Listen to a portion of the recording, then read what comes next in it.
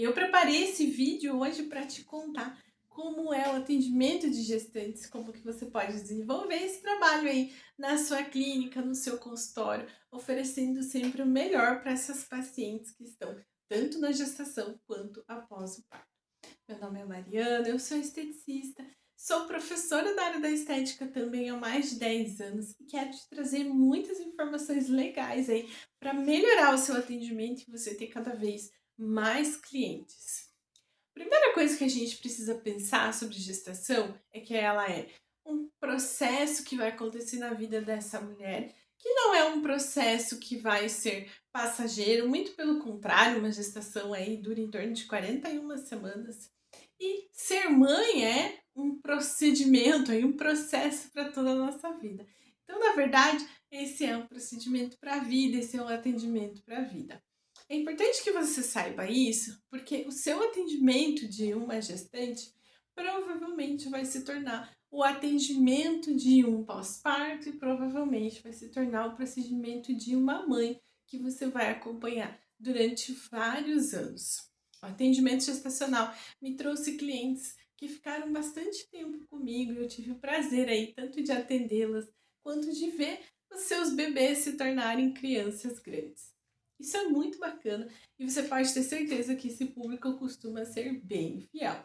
Mas tem alguns pontos que foram essenciais na minha carreira para eu realmente conseguir me tornar uma referência em atendimento de gestantes.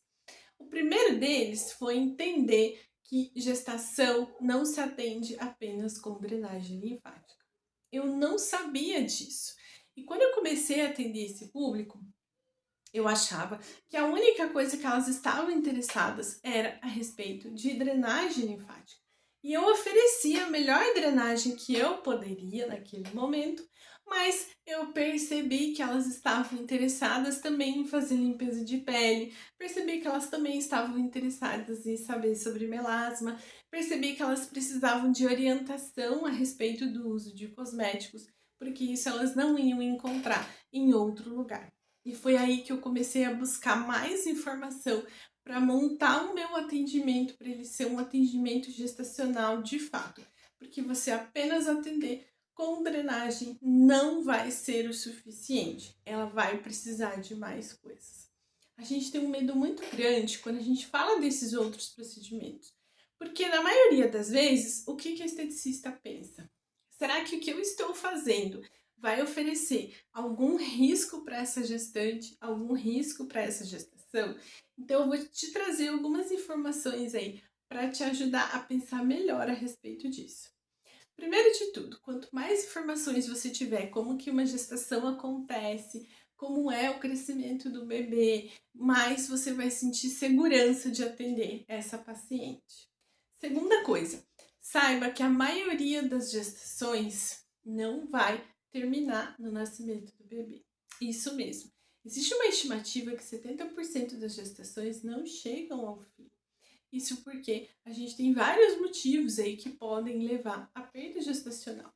Muitas vezes o embrião não ficou ali posicionado de uma forma legal e aí vai acabar em abortamento. Muitas vezes esse bebê não é viável. A própria natureza entende que essa gestação não está acontecendo da forma que deveria, esse embrião não está se formando da forma correta e aí acaba fazendo esse abortamento. Então a gente não pode se apavorar nunca quando a gente pensa nessa questão, tá? A maioria dos tratamentos que a gente oferece hoje, eles não vão favorecer aí a perda gestacional, ao menos aqueles procedimentos que são muito inflamatórios, aqueles procedimentos que realmente mudam o metabolismo, esses a sua gestante também não vai estar interessada.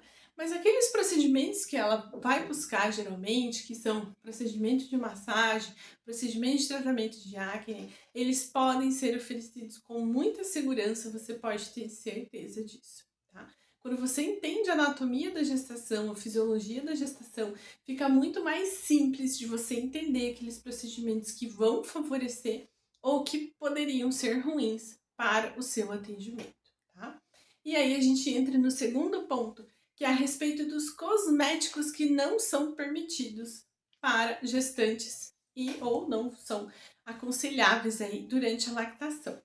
Quando eu eu tinha essa questão, eu procurei muito, porque eu queria que tivesse uma lista de produtos que eu não deveria utilizar aí nas gestações. Mas eu descobri que, na verdade, a legislação brasileira, ela vai proibir apenas 4 ativos cosméticos que podem aí realmente prejudicar uma gestante.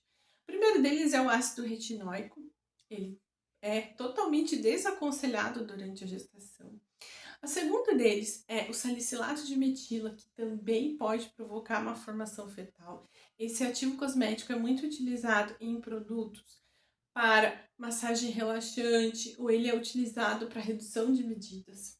O terceiro componente cosmético é a cânfora, que tem um alto potencial alergênico, e ele também é contraindicado em gestantes. E por último, a gente vai ter a ureia, que é contraindicada em porcentagens acima de 3%, porque pode provocar uma formação fetal. A legislação, então, traz apenas esses 3 ativos como ativos que não devem ser utilizados na gestação.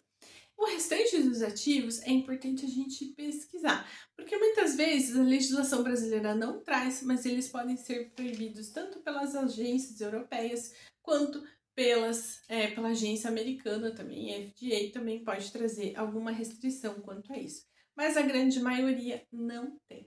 E aí, o que a gente faz nesse caso?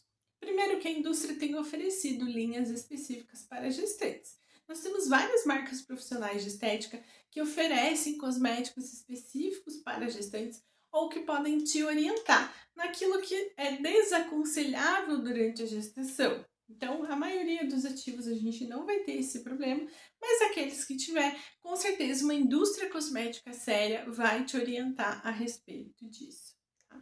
Então, quando a gente se preocupa com isso, na verdade a gente está preocupada com procedimentos teratogênicos, ou seja, que vão afetar o crescimento do bebê, a gente precisa se atentar a essas coisas. Eu vou deixar um card aqui nesse vídeo para você ver uma live que eu fiz exatamente a respeito de teratogenia. O que é teratogenia? O que é provocar uma formação fetal e como que você pode cuidar disso no seu trabalho. O terceiro ponto é a gente entender que a gestação vai trazer mudanças físicas e também mudanças mentais e psicológicas. Isso mesmo.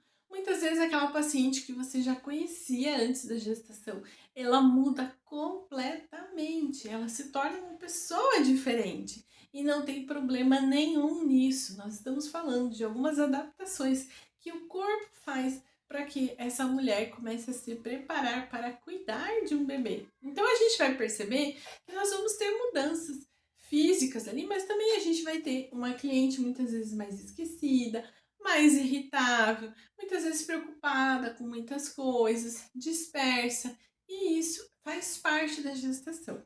Você vai entender isso quando elas não aparecerem na consulta ou no horário que elas marcaram com você, ou tem dificuldade de se lembrar que elas marcaram, que fizeram alguma coisa.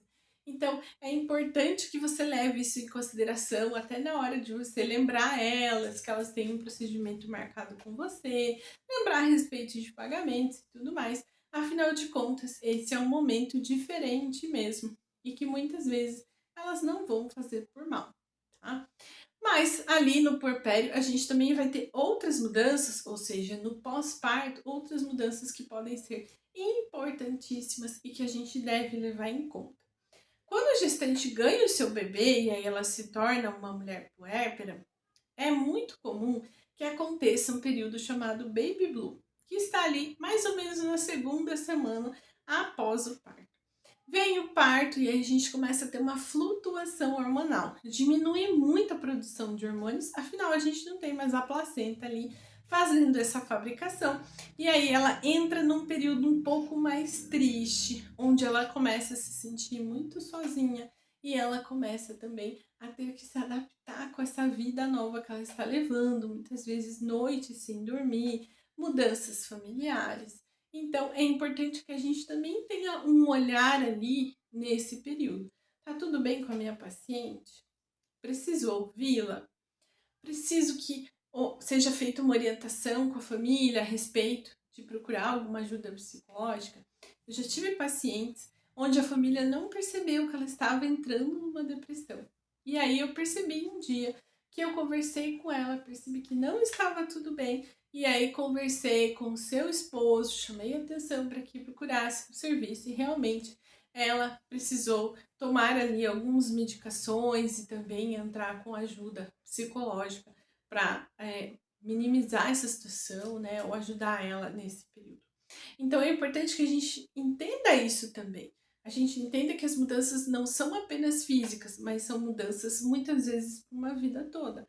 Uma mulher que vai se adaptar com essa nova vida, que vai ter um novo olhar, mas que daqui a pouco ela vai voltar a se preocupar consigo mesma. E aí entra muito o julgamento que a gente tem a respeito disso. É claro que a gente gostaria de ter aquele corpo de antes da gestação. É claro que ninguém quer ficar, né, com a barriguinha, e essa preocupação é mais do que justa. Ela tem um momento para acontecer. A gente vai oferecer esse tratamento no momento mais oportuno. Mas a gente também não pode julgar essa mulher que muitas vezes já está ali naquele momento, nessa flutuação hormonal, e às vezes está se sentindo tão sozinha e questionando também esse novo corpo que ela tem, as mudanças que aconteceram aí nesse período. Eu espero que esse vídeo tenha te ajudado bastante. Espero que você seja aí uma referência também em atendimento de gestantes e possa oferecer esse atendimento com muito primor, e eu tenho certeza que as suas clientes vão ficar muito satisfeitas. Até a próxima!